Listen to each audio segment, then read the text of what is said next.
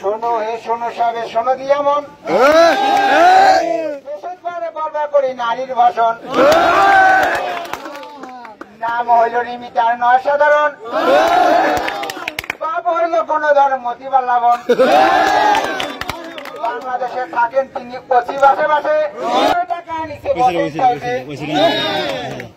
বাংলাদেশের সরকার তাকে দুবেলাতেই মারে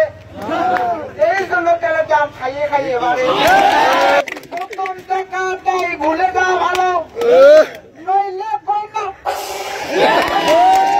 পুরো দামে কানে দিয়ে দিল